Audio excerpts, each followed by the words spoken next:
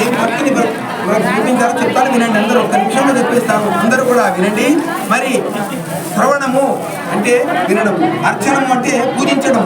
అందరూ వినండి, మాట పెట్టదండి. అందరూ మీకు చాలా పుణ్యం వస్తుంది ఇది వింటే. అందరూ వినండి, నేను సంతోషమమ్మ, అందరూ వినండి. రామాయణంలో శ్రీరాముడిని అనుగ్రహం పొందాలంటే ఏ భక్తులు ఏమేమి చేశారని అందరూ వినండి చెప్తా. ఏ చెప్తా, అందరూ వినండి. మాట పెట్టి ఏమి పుణ్యం వస్తుంది. అర్చనం ఉంటే అంటే శబరి ఏం చేసింది? 13 సంవత్సరాలు మహర్షుల యొక్క మాట విని ఆమె రామరామ కీర్తించి అర్చన చేసింది. రామవారి అనుగ్రహాన్ని 13 సంవత్సరాలు ఆమె తపస్సు చేసి రామవారి అనుగ్రహం ఎందుకు కూడా తెప్పించి ఆ శ్రీరాముడి కటాక్షానికి మాత్రాలైంది శబరి. తర్వాత వచ్చేసి శ్రవణము. అందరూ వినండి, మాట పడకండి, మంచి మాటలండి. శ్రవణము అంటే వినడము. ఆంజనేయ స్వామి దాని ప్రతీక. ఆయన స్వామి చెప్పాడు, ఎక్కడెక్కడ రామవారి యొక్క భజన జరుగుతుందో అక్కడెక్కడ మరి శ్రీరామచంద్ర యొక్క ఆయన మంత్రాలను వింటూ ఆంజనేయ స్వామి తరని కిందికి నుంచి నమస్కరిస్తూ రామ రామ రామ అని ఆ శ్రీరామచంద్ర యొక్క ఆయన అనుగ్రహాన్ని పొందాడు ఆంజనేయ స్వామి. అది ఏమంటారు? దాన్ని శ్రవణం అంటారు. కీర్తనం అంటే, కీర్తనం ఎవరు చేశాడు? వాల్మీకి మహర్షి చేశాడు కీర్తనం. వాల్మీకి ఏం చేశాడు?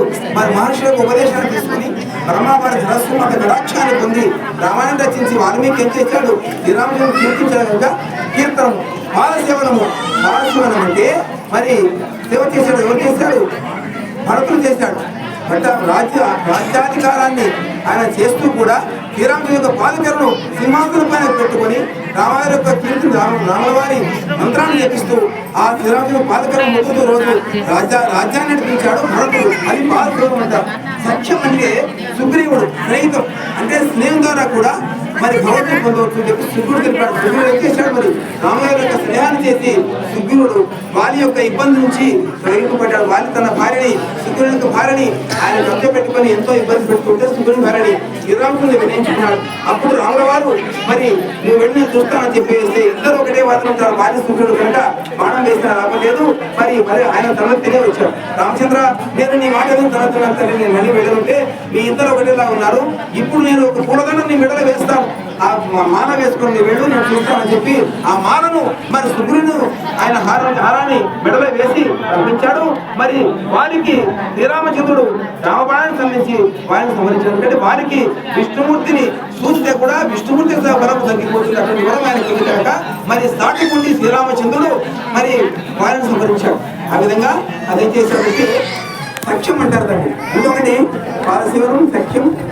ఇప్పుడు జటాయు ఆత్మనివేదన అంటారు, అంటే భగవంతుడు మనం అర్పించుకోవడం అన్నట్టు. జటాయు ఏం చేసింది? సీతమ్మ తల్లి రావణాసు ఎత్తుకుని పోతుంటే మరి కష్టపడి రావణాసుని ఎదిరించి రెక్కలు కూడా నరికేస్తాడు రావణాసుడు. అయినా కూడా లెక్క చేయకుండా అక్కడ కింద పడి ఉండి రామలక్ష్మణుడు వచ్చేసరికి లాస్ట్కి అమృతో పోరాడుతూ కూడా మృతులతో పోరాడుతూ కూడా రామచంద్ర నీ భార్యని మరి రావణాసుడు ఎత్తుకొని వెళ్ళాడు అని చెప్పి అద్భుతంగా చెప్పి ప్రాణం విడిచింది. అంటే ఆత్మనివేదన భగవంతుని కొరకు ప్రాణి కూడా అర్పించింది, ఇట్లా అర్పించింది అనమాట. ఈ విధంగా మరి శ్రీరామచంద్రుడు రామాయణంలో భక్తులు పొందారనమాట.